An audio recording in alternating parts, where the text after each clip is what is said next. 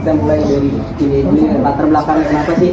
Kalau dari yang gue pahami kemarin pas di telepon sama Safik dan ngobrol sama Fulki juga terkait pembahasan ini kan terkait religiusitas dengan kesejahteraan psikologi ya. Basicnya juga belum terlalu mumpuni banget, jadi kita hanya membagikan dan kita sambil diskusi nantinya kalau ada yang kurang dari kita nanti kita bisa saling lengkapi. Mungkin dari latar belakangnya kenapa ngambil topik ini, kalau yang dari gue pahami ini mungkin dari keresahan teman-teman juga di sini kali ya, termasuk gue sebagai khususnya para remaja mungkin terkait pengaitan religiusitas dengan psikologi, apalagi ditambah situasi pandemi 2 tahun yang lalu.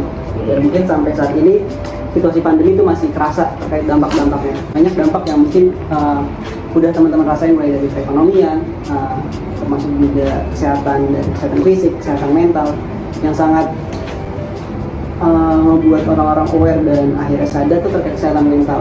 Karena banyak orang yang belum sadar terkait kesehatan mental. Mungkin mau nambahin. Ya, jadi bener ya kata Murteza. Bukan orang belum sadar ya, mungkin lebih ke orang-orang nih masih baru-baru ini aware gitu. Baru-baru ini aware dan baru-baru ini sadar akan kesehatan mental, kesejahteraan dirinya dan segala macam. Maksudnya sebenarnya sih masalah-masalah ini tuh sudah ada dari sebelum pandemi pun sudah banyak gitu. Cuma memang karena baru kerasa banget pas pandemi, makanya mulai banyak akhirnya orang-orang yang membicarakan, yang aware, yang pengen entah itu lebih tahu lagi akan hal tersebut. Mungkin contoh simpelnya kayak dari situasi pandemi kita di rumah aja, terbatasnya untuk berinteraksi dengan orang lain. Yang sebelumnya itu kita dengan leluasa bisa berinteraksi, bisa keluar kemana ya, tapi pergerakan kita dibatasi, akhirnya lebih banyak di rumah aja. Mungkin ada beberapa teman rekan kita yang mengalami stres, depresi, yang biasanya tapi ngobrol-ngobrol, ngumpul-ngumpul begini, cuman setelah ada pandemi kayak akhirnya terbatasi. Stres aja. Jadi kalau misalnya kaitin sama religiusitas, mungkin kalau dari yang gue paham, religiusitas itu ada banyak definisi. Mungkin nanti bakal dijelasin lebih lanjut sama Fulki terkait religiusitas itu seperti apa. Dan mungkin nanti boleh Fulki bantu jelasin lagi gimana sih religiusitas itu seperti apa, spiritualitas seperti apa, dengan bahasa mungkin yang bisa sama-sama kita pahami nanti. Dan nanti baru kita coba kaitin sama kesejahteraan psikologis, atau simpelnya kesejahteraan psikologis itu gimana kita bisa mengenal diri kita secara lebih dalam. Kalau dari Imam Ali gitu, barang siapa yang mengenal dirinya maka dia akan mengenal Tuhannya. Mungkin kalau dari yang gue pahami, kesejahteraan psikologis itu kalau kita udah kenal diri kita, makanya bisa dikaitkan dengan religiusitas. Mungkin boleh. Ya, artinya definisi religiusitas yang gue pakai itu dan yang gue pahami dan gue pelajari juga adalah mudahnya religiusitas itu lebih kepada pengamalan dalam suatu keagamaan, pengamalan ritual-ritual keagamaan, kayak kalau misalnya bisa dibilang tuh rukun Islam. Nah, rukun Islam itu bisa dikatakan sebagai religiusitas gitu. Haji dan umroh, terus habis itu sholat, berzakat dan segala macamnya. Dan bedanya dengan spiritualitas itu lebih kepada nilai-nilainya. Nilai-nilai itu kalau di Islam ya rukun iman itu. Jadi yang membedakan antara orang religiusitas dan spiritualitas itu ketika misalnya orang-orang yang bisa dikatakan religiusitas itu dia meyakini bahwa Tuhan itu ada. Nah, tapi kalau orang-orang yang spiritualitas, mereka itu meyakini Tuhan itu hadir. Bedanya di situ. Jadi dan dari banyak literatur yang udah gue baca bisa dikatakan bahwa orang yang spiritualitasnya tinggi itu biasanya sudah pasti religiusitasnya juga baik. Tapi orang yang religiusitasnya baik belum tentu spiritualitasnya baik gitu. Artinya belum tentu orang yang banyak beribadah, orang yang banyak mengamalkan amalan-amalan keagamaan itu belum tentu dia itu meyakini bahwa Tuhan itu hadir gitu. Makanya banyak mungkin itu juga yang menjawab mungkin beberapa kasus kenapa banyak akhirnya ada yang namanya ekstremis gitu, atau orang-orang yang dia ibadahnya kuat, ngajinya kuat, terus apa namanya amalan-amalan ibadahnya kuat, tapi dia ketika berinteraksi atau dia di lingkungannya, beberapa orang tuh menganggapnya kayak kok dia tidak merepresentasikan Islam gitu, yang katanya Islam itu cinta damai dan segala macam. Ini kan secara definisinya tuh kalau misalnya tadi kan itu gampangnya lah, cuma secara definisinya tuh religiusitas itu nilai-nilai kerohanian yang sifat itu mutlak dan apa namanya bersumber dari kepercayaan dan keyakinan yang orang tersebut yakini gitu. Artinya kayak misalnya kalau misalnya di Islam ya sholat, zakat, puasa, tuh. Kalau misalnya di orang-orang Kristen mungkin ibadah di hari Minggu atau dan yang lain-lain lah. Nah, selanjutnya mungkin masuk ke kesejahteraan psikologis ya. Jadi tadi religiusitas kurang lebih seperti itu. Nah, sekarang kesejahteraan psikologis. Kesejahteraan psikologis itu kalau menurut menurut definisinya, benar yang tadi Murtaza sampaikan, itu ketika lu tuh sudah lebih mengenal diri lu. Nah, yang dimaksud lebih mengenal diri adalah ketika orang yang memiliki kesejahteraan psikologis yang baik, dia itu akan punya pandangan hidup ke depan tuh lebih jelas. Dia lebih pede sama hidupnya, dia pede sama masa depannya, dia mudah mengatur emosinya, dia juga mudah untuk berinteraksi di lingkungannya. Terus juga mengambil kesimpulan, mengambil keputusannya lebih baik, lebih bijak. Nah, itu orang-orang yang memiliki kesejahteraan psikologis yang baik kayak gitu. Jadi gampangnya kayak begitu, orang-orang yang memiliki psikologis yang baik itu menurut Riff dari tahun 1989 dijelaskan seperti itu. Nah, sekarang gimana sih hubungannya religiusitas dan kesejahteraan psikologis tersebut? Jadi dalam teorinya, teori kesejahteraan psikologis yang ditulis oleh Riff ini, dia tuh kan memiliki beberapa aspek atau faktor lah, ada 6. Nah, salah satu faktornya itu ada faktor religiusitas dan spiritualitas ternyata. Jadi dijelasin bahwa agama dan spiritualitas itu punya pengaruh yang sangat besar ke kesejahteraan psikologis.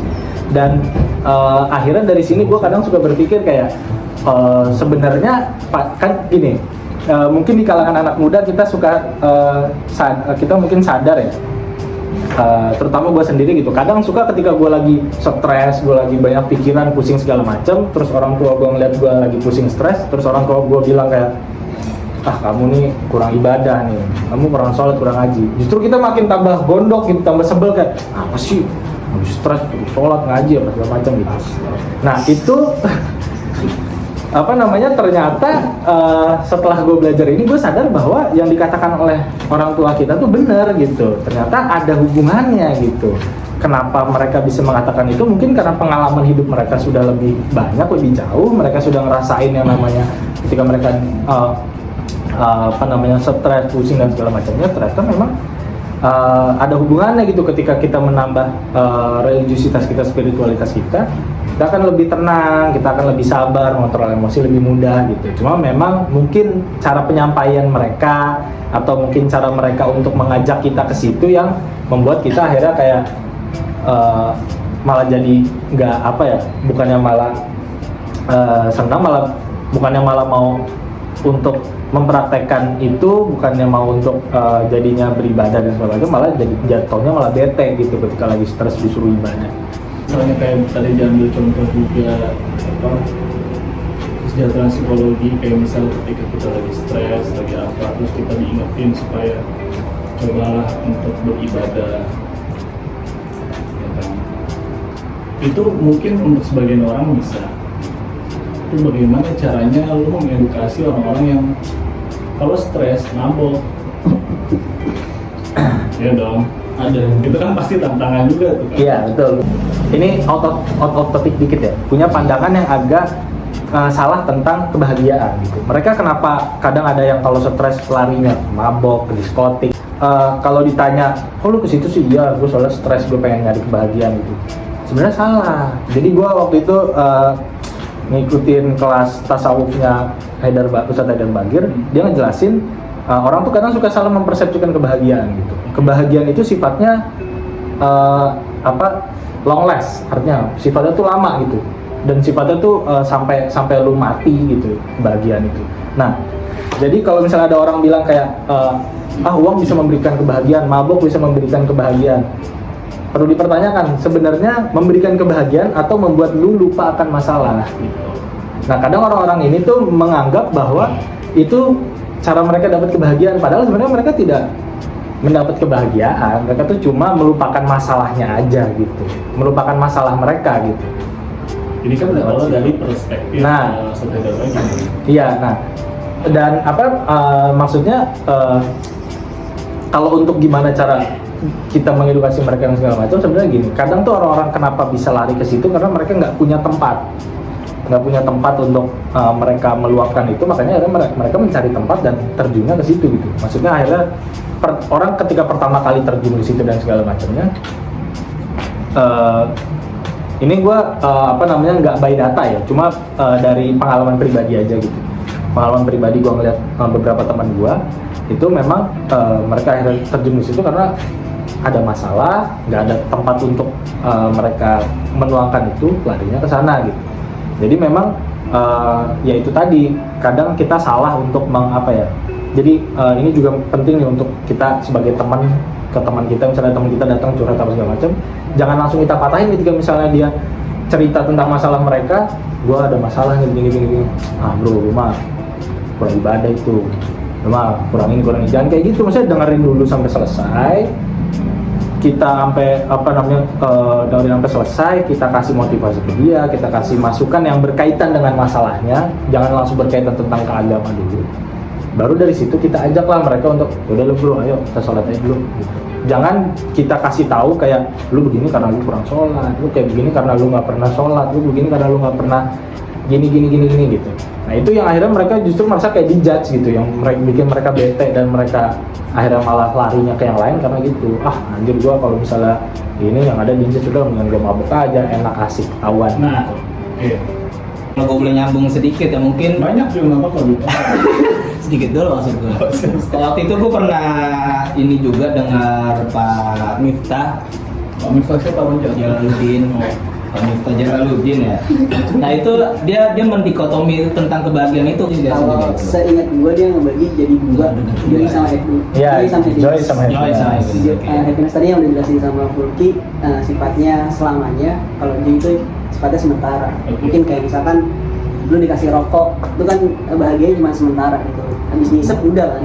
Tapi kalau misalkan kayak yang selamanya tuh lu dikasih rokok sama siapa gitu. Misalkan lu dikasih rokok sama Habib atau sama orang yang itu punya pengaruh banget. Biasa. Maksudnya Beda bro. Orang tua saya udah dipatahin, mana ini? Habib dik mungkin bro. Nah, ibaratnya orang yang berpengaruh lah gitu loh, atau dikasih sesuatu barang yang itu nggak bernilai gitu loh. Mungkin harganya nggak seberapa, tapi yang ngasih ini dia punya pengaruh banget gitu loh. Jadi punya kenangan yang dalam banget, akhirnya bisa jadi. Mungkin itu yang gue dari tadi udah dijelasin hubungan dari religiusitas dan kesejahteraan, bahwa memang memiliki hubungan yang kuat. Nah, contohnya kita kasih contoh kenapa gue bisa mengatakan bahwa hubungan religiusitas itu punya hubungan yang kuat kepada kesejahteraan psikologis. Jadi gini, ini gue nemu di artikel yang dibuat sama jurnal dari UPI yang ngebahas soal ritual keagamaan berpengaruh pada kesejahteraan psikologis. Jadi gini, dia memakai contohnya lewat dia penelitian dia soal sholat gitu. Maksudnya gimana sholat itu bisa berpengaruh terhadap kesejahteraan psikologis seseorang. Jadi di psikologi itu kan ada ilmu yang namanya biopsikospiritual sosial. Lo belajar itu nggak? beda nama. Ya, intinya di psikologi itu juga kita mempelajari soal biologi atau sistem di tubuh manusia gitu, terutama di bagian otak, karena memang definisi atau ini definisi ilmu psikologi sendiri itu banyak yang bukan yang mengatakan, didefinisikan sebagai ilmu yang mempelajari tentang tingkah laku dan proses mental. Sedangkan dan proses mental itu kan adanya di kepala, di otak. Makanya kita juga belajar tentang bagaimana sistem kerja otak dan segala macamnya. Dan ternyata sholat itu punya hubungan yang kuat dengan hormon kortisol yang ada pada tubuh manusia. Nah, hormon kortisol ini hormon yang bisa meningkatkan stres, emosi dan segala macamnya. Jadi ketika hormon kortisol ini tinggi, maka tingkat stres dan emosi seseorang juga lagi tinggi-tingginya gitu. Stres, malas, emosi dan segala macamnya itu dipengaruhi oleh hormon kortisol. Dan ketika hormon kortisol itu sedang rendah, maka ya orang itu akan lebih rileks, lebih chill yang tadi bilang, terus lebih romantis segala macamnya. Makanya itu, dan hormon kortisol ini bekerja di tubuh manusia itu sifatnya dia tuh ada jam-jamnya. Jadi ada waktu ketika dia naik, ada waktu ketika dia lagi balance, ada waktu ketika dia lagi rendah.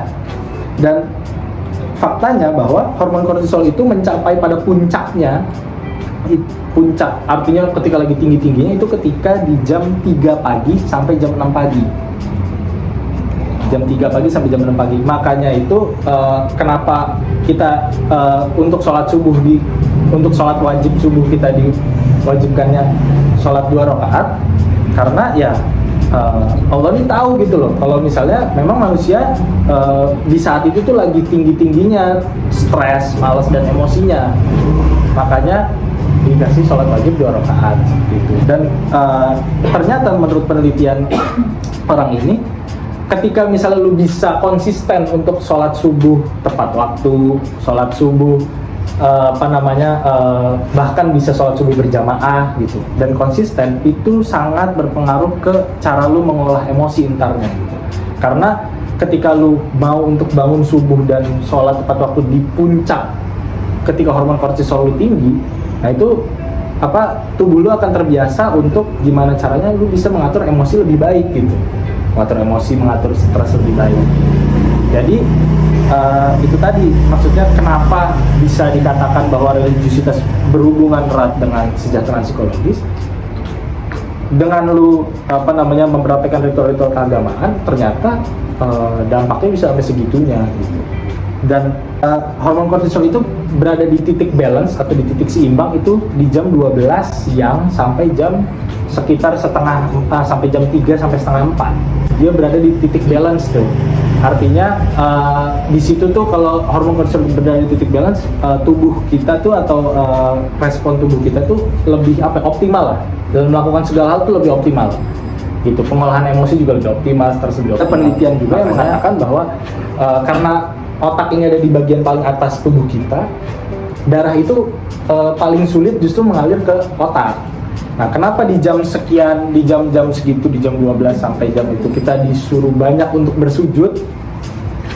Karena itu agar memudahkan darah itu mengalir ke otak, biar kita itu bisa lebih rileks dalam ketika kita dari pagi nih udah kerja menjalani hari segala macam. Nah, siang itu waktunya memang untuk kayak Allah kasih biar lu rileks nih, biar lu enak lagi, biar emosi lu tuh teratur lagi gitu. Misalnya tadi pagi lu habis ketemu sama bos yang kurang ajar segala macam, terus siang waktunya sholat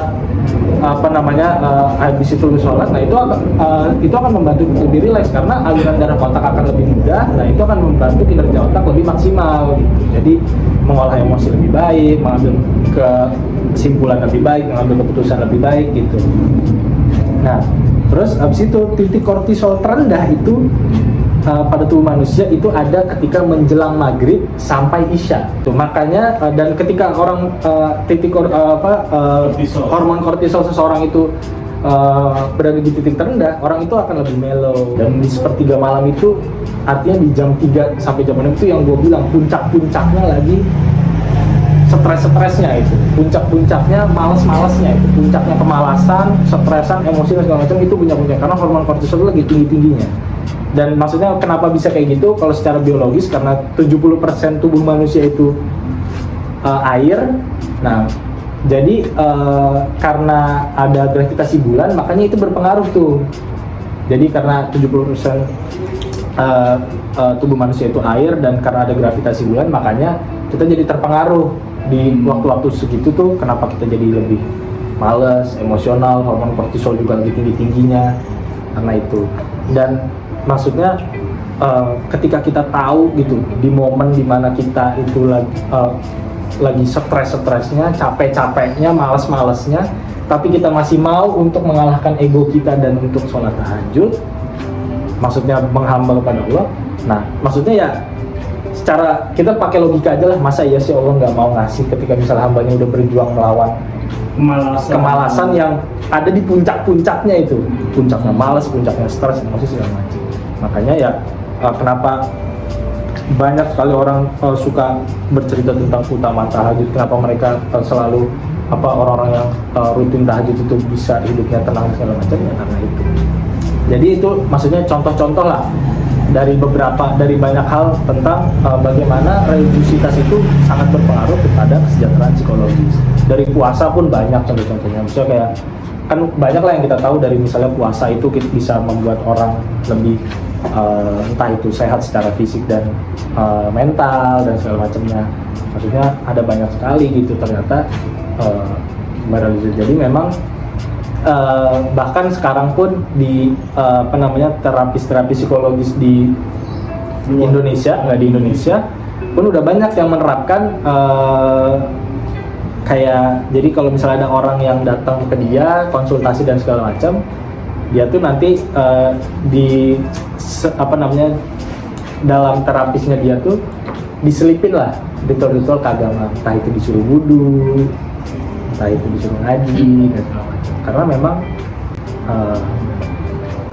dari maksudnya pakar-pakar dari luar pun juga banyak yang sudah meneliti dan mengakui bahwa memang hubungannya sangat erat gitu antara religiusitas dengan kesejahteraan psikologis seseorang. Tapi kalau coba dibedah deh dari kata kesejahteraan psikologi, itu apa?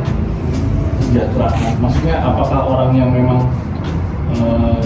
cukup atau merdeka dalam mengatur emosi? Jadi kalau dari yang Jadi yang menurut Rif itu ya? Iya, menurut Rif itu dia bilang kalau kesejahteraan psikologis itu, gue bacain bentar ya, yaitu kondisi seseorang yang punya kemampuan untuk menerima diri sendiri maupun kehidupannya di masa lalu. Artinya dia tuh menerima dirinya sekarang dan dia udah berdamai juga dengan dirinya di masa lalu. Terus habis itu dia juga bilang dia mampu mengaktualisasi diri, mampu mengembangkan dirinya lebih lagi gitu, nggak stagnan. Terus yakin juga bahwa hidupnya ini bermakna dan memiliki tujuan. Terus juga punya hubungan positif sama orang lain, dan dia juga punya kapasitas untuk mengatur kehidupannya secara efektif dalam hal emosi dan lain sebagainya, dan juga punya kemampuan untuk menentukan tindakan sendiri. Aku coba sedikit nambahin tadi, kalau gua agak ada perbedaan pendapat dari yang tadi Fulki bilang. Kayak misalkan contohnya kita lagi stres, lagi mumet, berarti ada masalah dan kita ketiban masalah dan itu berat banget. Tiba-tiba ada orang bilang sholat aja, kurang ibadah lu. Nah, menurut gue itu gue kurang setuju. Kenapa? Karena nggak selamanya ibadah itu bisa nyelesain. Kayak tadi bilang salah satu, juga di Panjul bilang gimana kalau konteksnya mereka yang nggak percaya sama Tuhan atau nggak percaya sama ibadah gitu. Kayak contohnya orang yang mabuk. Orang yang mabuk dengan mabuk aja dia bisa enjoy lagi.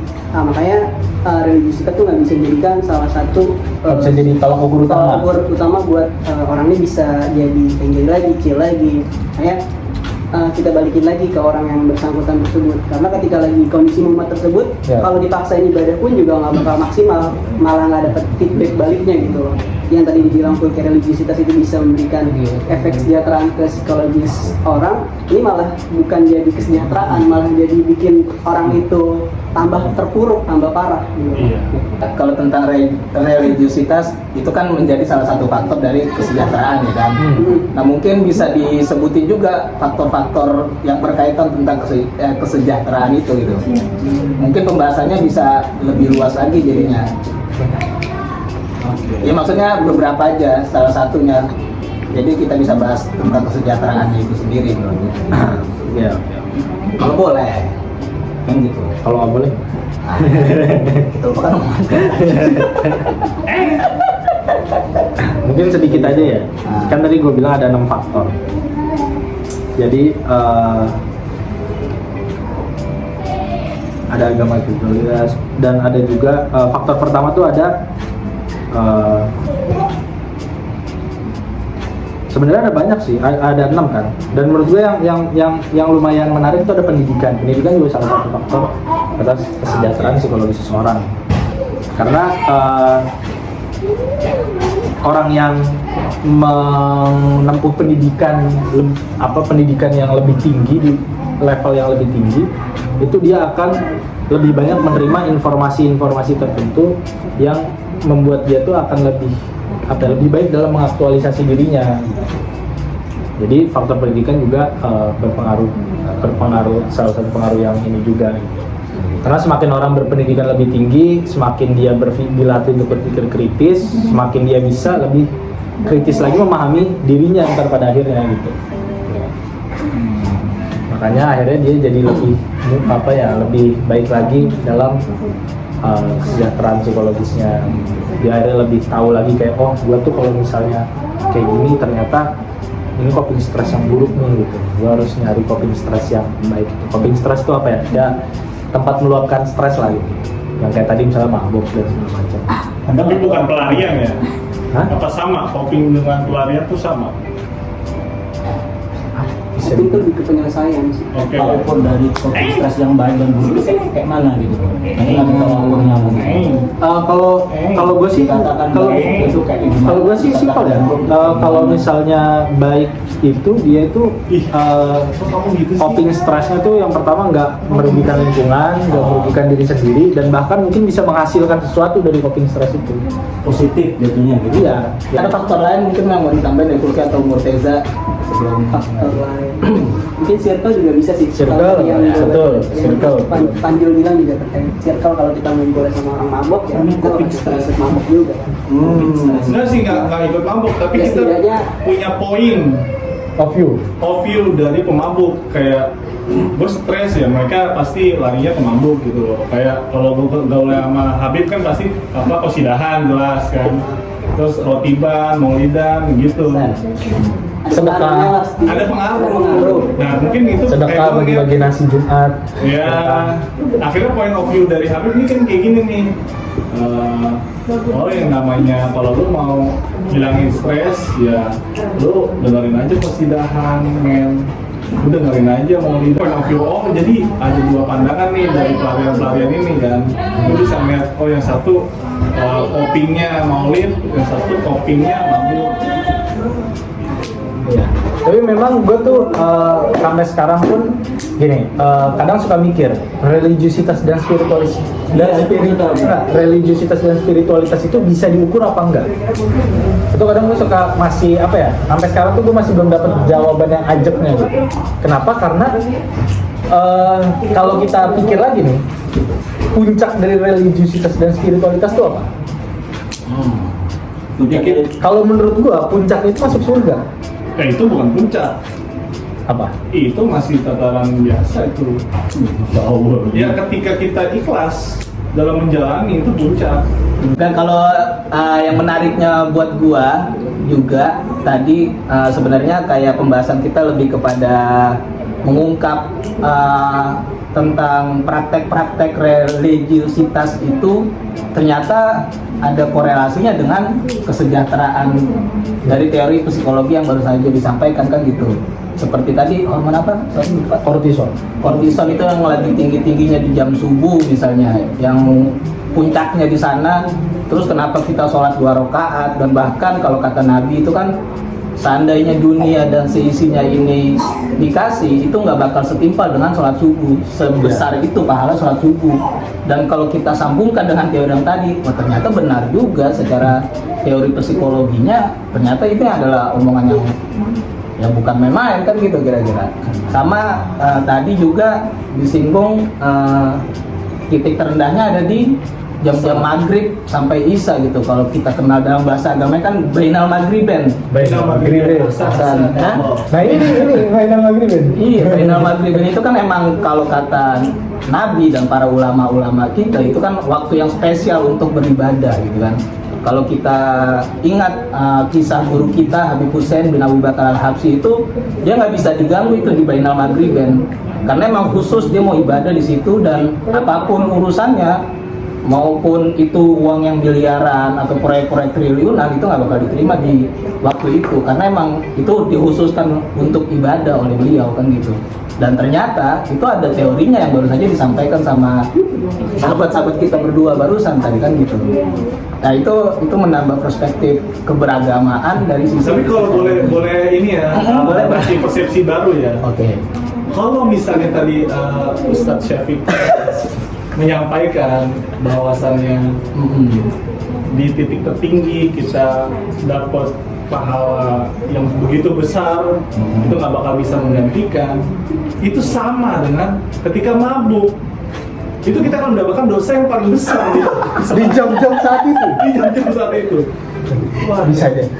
ini ada point of view yang menarik ini. Ya, justru karena di jam-jam itu hormon itu sedang tinggi dan kecenderungan orang-orang untuk melakukan hal-hal negatif itu lebih tinggi, lebih rentan. Justru ketika dia mengalihkan hal itu ke nilai-nilai positif, itu yang menjadi pahalanya lebih besar kan? Masya Allah, ya. Mungkin kira-kira kayak gitu. Tutup lah. Kalau iya kan gitu. Mungkin boleh ditutup dari Murteza, mungkin sebagai penutup. Agar pembicaraan kita bisa lebih mengalir Hasan. Agar Murteza bisa segera pulang. Oke, mungkin untuk pembahasan topik ini tadi udah kurang lebih udah disimpulin sama Habib Syafiq tadi ya. Hasan. Jadi aku nggak bisa memperpanjang lagi karena udah sangat panjang tadi dari Habib Syafiq. Jadi kita cukupkan untuk pembahasan topik yang religius dengan istilah psikologis. Mungkin nanti dipandu lagi yang panjang buat diskusi yang pembahasan lainnya. Iya. Masih mabuk sih sebenarnya panjang. Mas lihat. Oke, mungkin kita akhiri majelis hari ini karena waktu mendekati maghrib, dan kita setelah ini akan sholat maghrib berjamaah di musola. Insya Allah. Kita tutup dengan Al-Fatihah.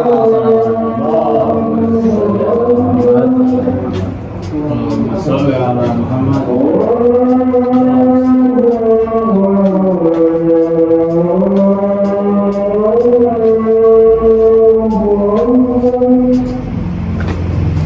Ya, kalau bisa ini di order gitu.